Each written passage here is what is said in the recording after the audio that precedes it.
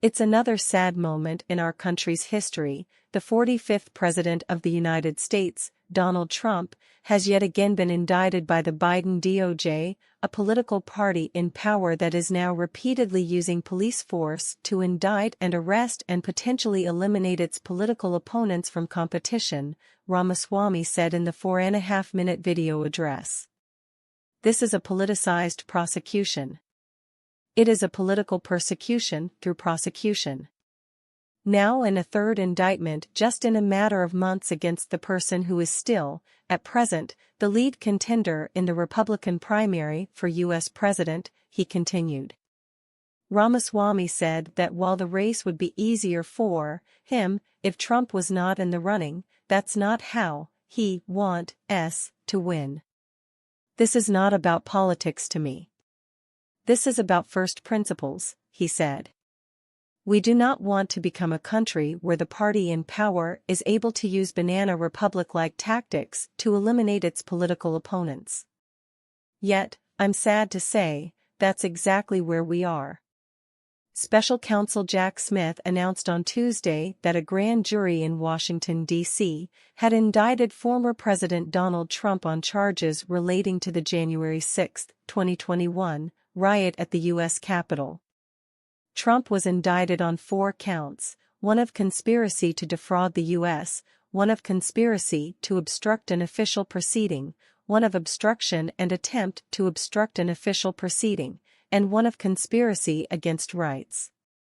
Ramaswamy said the allegations in the indictment fall flat.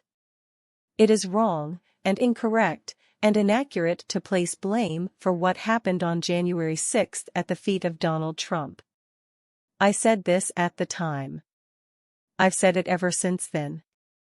I continue to say it today, he said. I would not have made the same judgments that Donald Trump did in how he handled that day, but that's different from saying he committed a crime. He did not. He specifically told the protesters that day to behave peacefully, he added. The First Amendment in this country gives political protesters the ability to express themselves and their opinions freely. Ramaswamy continued by blaming systematic, pervasive censorship in this country for the events of January 6. He said, "That was after a year where we had told people across this nation that you had to stay locked down in your house, in your basement and shut up, sit down, do as you're told. If you question that, you're racist, you're anti-science. Your social media accounts were silenced. You had to stay home and lock down unless you were part of BLM, Black Lives Matter, or Antifa, in which case it was perfectly fine to roam the streets of this country and burn many of them down.